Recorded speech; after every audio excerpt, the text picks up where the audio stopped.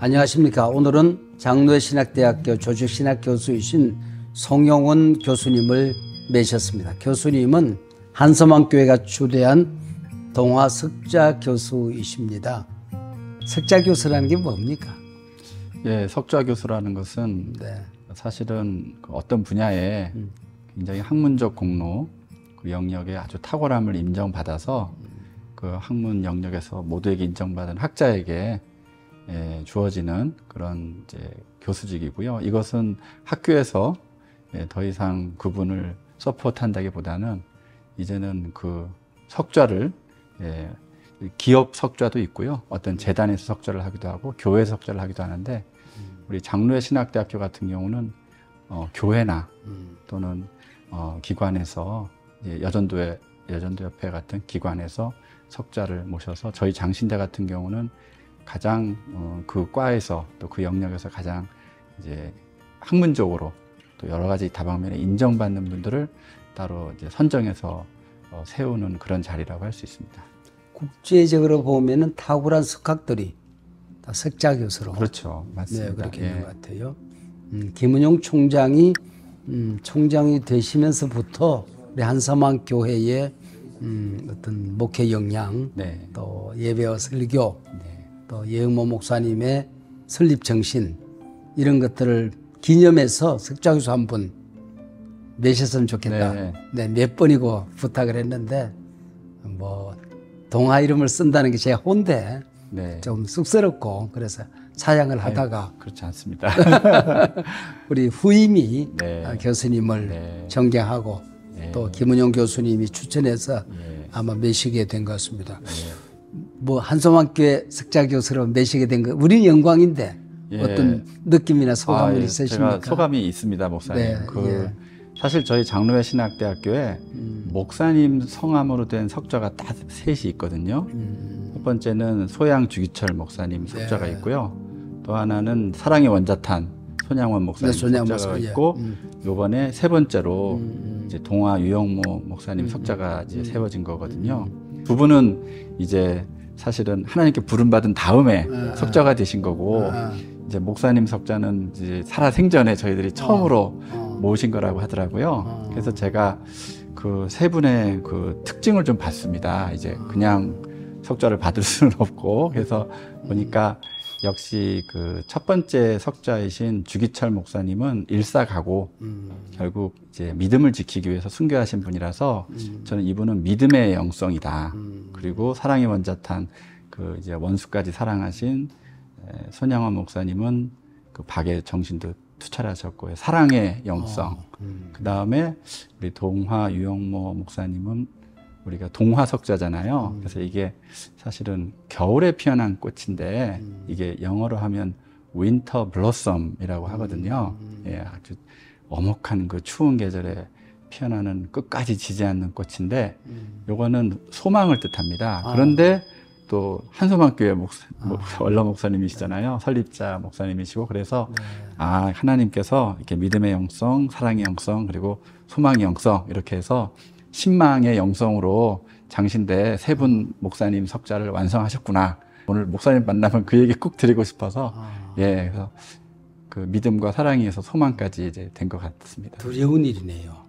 참 제 입장에서. 아니, 근데 우리 장신대 어쨌든 125년 역사상 세 분의 목사님밖에 안 계시거든요, 석좌가. 근데 그게 믿음, 소망, 사랑으로 다 세 분이 이렇게 되셔서 저는 하나님의 깊은 섭리가 있는 것 같아요. 그래서 두 분이 못다 이루신 소망을 또 세 번째 목사님께서 이루어 주셔야 되겠죠. 그 얘기를 내가 지금 처음 듣는데 내가 빨리 죽어야 되나? 아니 그거 절대 아닙니다.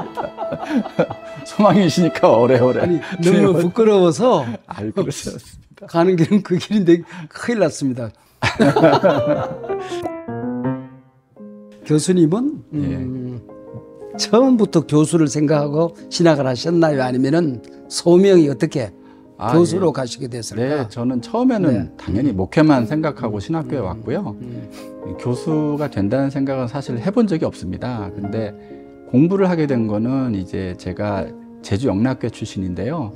제가 어릴 때부터 늘 따랐던 형이 그 배형규 목사님이세요. 그 아프가니스탄에서 순교하신 그 형규 형님이 어릴 때부터 저를 많이 아껴주셨는데 제가 고등학교 때 이제 뭐 성령 충만해서 여러 가지 은사도 받고 막 이러면서 방언 은사도 받고 막 이렇게 친구들이랑 기도 운동하면서 이제 불어권에 좀 선교사라고 하고 싶은 마음이 있어서 이제 불문과를 갔거든요. 근데 이제 대학 시절에 이렇게 저렇게 공부하다가 보니까 4학년 여름에 이제 폐결핵이 심하게 걸렸습니다. 그래서 이제 요양생활도 하고 그랬는데 그 형규 형이 저보고 저기 장신대로 오라고 신대원에 몸 나으면 그래서 이제 그 배형규 전도사님의 인도로 학교를 왔거든요. 근데 저보고 이제 앉혀놓고 너는 불문과 나왔으니까 불어 전공했으니까 무조건 깔뱅 공부해야 되고 이제 저 기독교 강요 공부해야 된다. 조직신학 공부하고.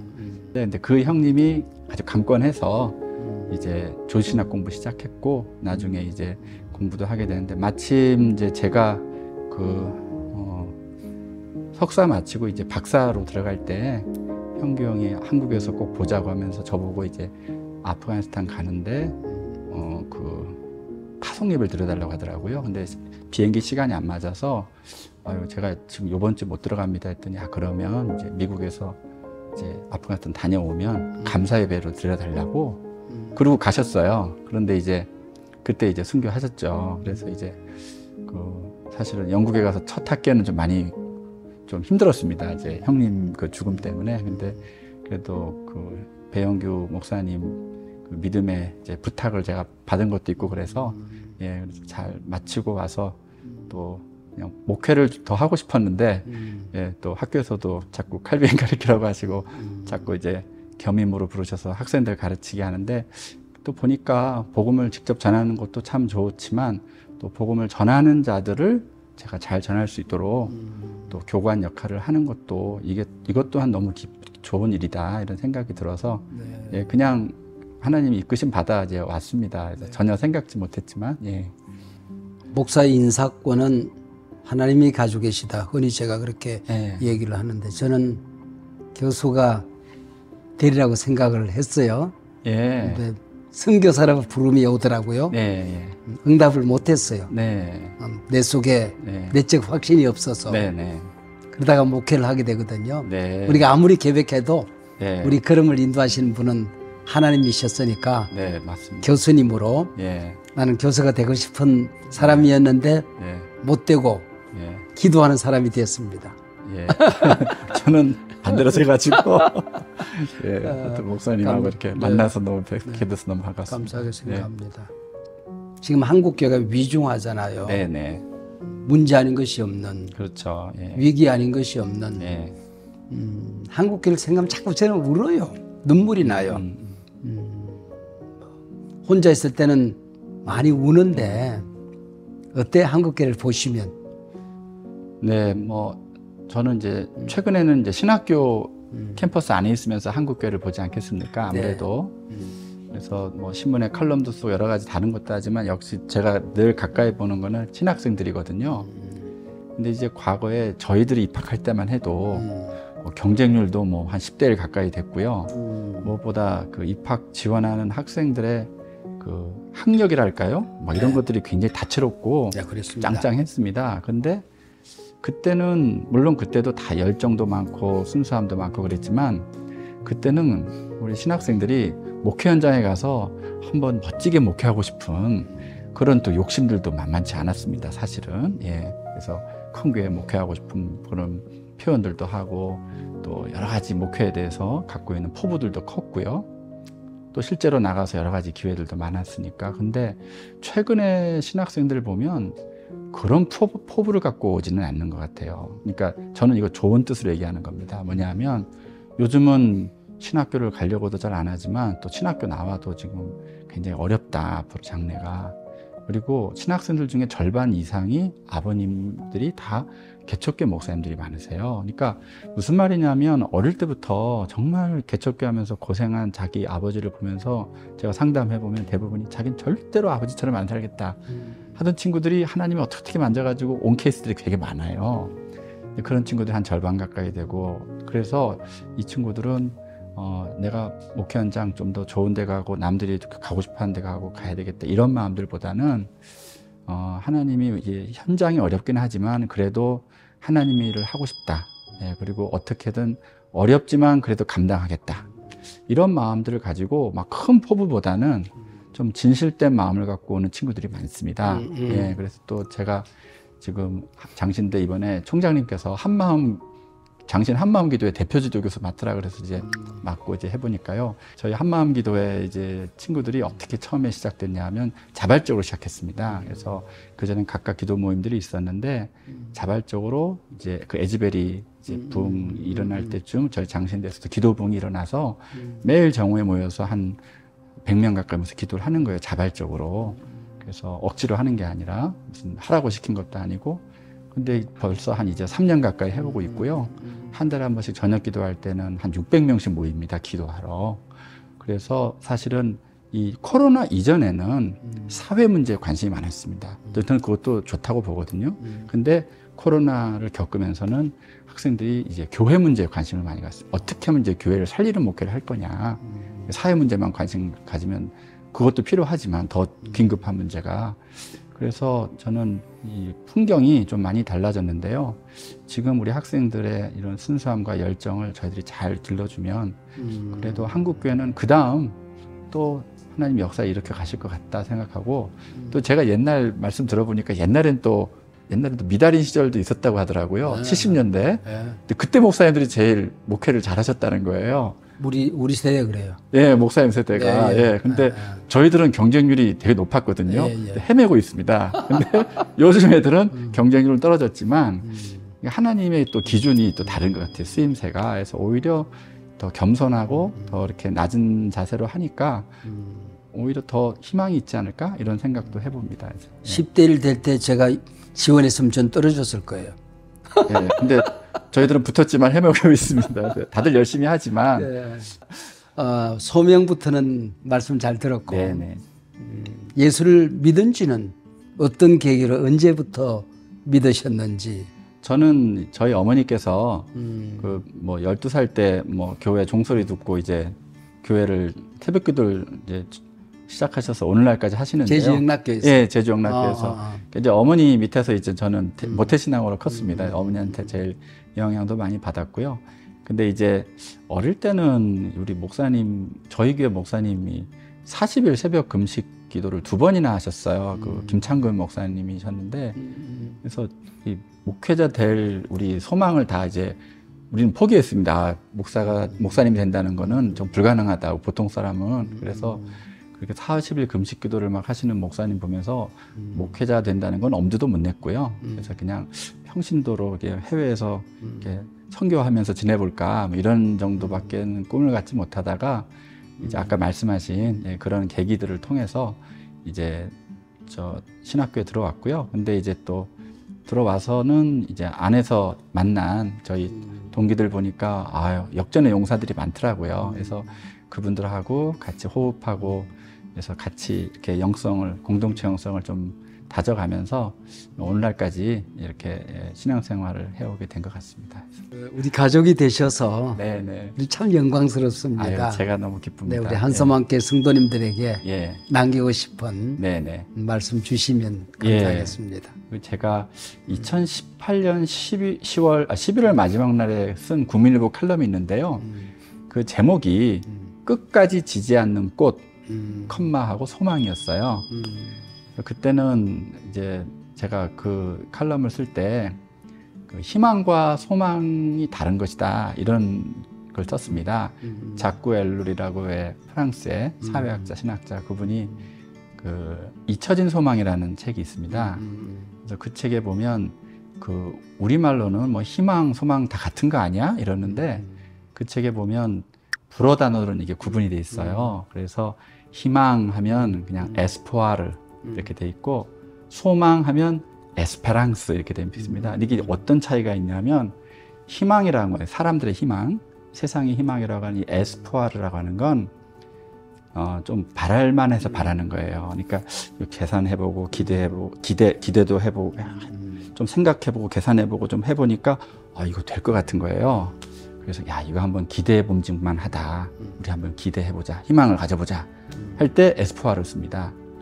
그러니까 가능성이 있는 거죠. 근데 소망, 에스페랑스라고 하는 건 전혀 가능성이 인간적으로 없는 걸 바랄 때 그 단어를 쓰더라고요. 근데 성경에 나오는 거는 그 이제 에스페랑스라는 거죠. 그래서 예를 들면 그 시므온이 예수님 만날 때 아기 예수를 그분이 평생 메시아를 만날 거라는 소망을 갖고 산 거지 희망을 갖고 한 게 아니거든요. 근데 마침내 그 아기 예수를 볼 때 눅쿠 디미티스라고 하잖아요. 이제 종을 평안히 놓아 주시는도다. 그러니까 그거는 희망이 아니라 소망을 만난 사람만이 할 수 있는 일인데, 그래서 우리가 이제 시편에 보면 내가 여호와를 기다렸더니 가 아니라 내가 여호와를 기다리고 또 기다렸더니, 그래서 결국 이렇게 세상에서 얘기하는 희망과 하나님께서 우리에게 주시는 소망이 완전히 다르다. 희망은 오히려 될 것 같은데 안 되는 희망 고문이 너무 많고요. 그런데 역사상 소망 고문은 없는 것 같아요. 소망은 안 될 것 같지만 반드시 되게 하고 없는 것을 있는 것으로 부르시고 죽은 자를 살리시는 아브라함과 다윗과 예수 그리스도의 세계 속에 사는 그런 것이 이제 소망인데요. 그래서 이름이 게다가 또 한소망교회시더라고요. 그래서 제가 여러 가지가 있겠다. 한 가지의 소망, 또 큰 소망, 우리 한국의 소망, 여러 가지 아마 목사님이 꿈꾸시고 하셨다고 저도 말씀 많이 들었는데요. 그래서 대한민국에서 일단 제일 좋은 교회 이름을 갖고 계시고, 그래서 제가 에스페랑스 그 메시지를 좀 신학적으로 그게 이제 동화하고도 맞다고 봐요. 끝까지 지지 않는 꽃. 그래서 마지막까지 지지 않고 가장 마지막에 피는 꽃. 그것이 바로 예수 그리스도 안의 소망인데, 그것을 붙들고 저는 우리 한소망교회 성도님들이 민족 복음화나 우리 통일이나 여러 가지 앞으로 큰 이제 여러 가지 사역 우리 민족 앞에 놓인 과제들이 있는데요. 그 가장 인내심이 많고 가장 이제 기도 많이 하시는 그런 교회 공동체가 됐으면 하는 마음이고요. 그래서 동화의 영성이 아닌가.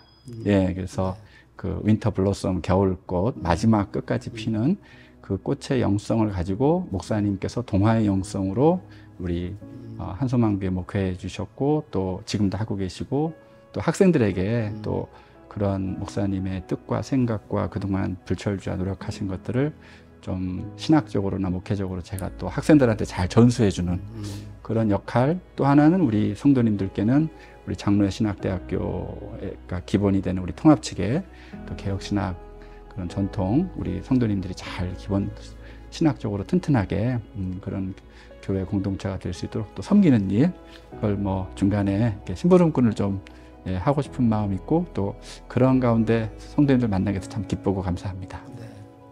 저는 어린 시절에 김희태 교수님 중심에 서는 신학을 배웠습니다. 저희들은 명성만 들었습니다. 그분의. 그리고는 이정성 학장님의 통전적 신학. 그리고 저랑 같은 세대에 있는 이제 우리 조직 신학 교수님들 김명용 교수님, 그렇죠.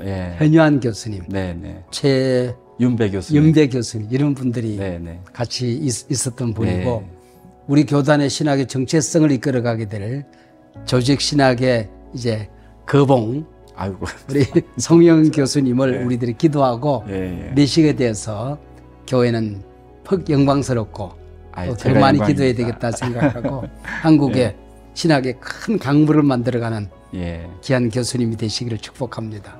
목사님 너무 감사하고 제가 영광 너무 스럽습니다. 자주 만나게 되겠지만은 오늘 참 감사했습니다. 목사님 고맙습니다. 고맙습니다. 감사합니다. 감사합니다.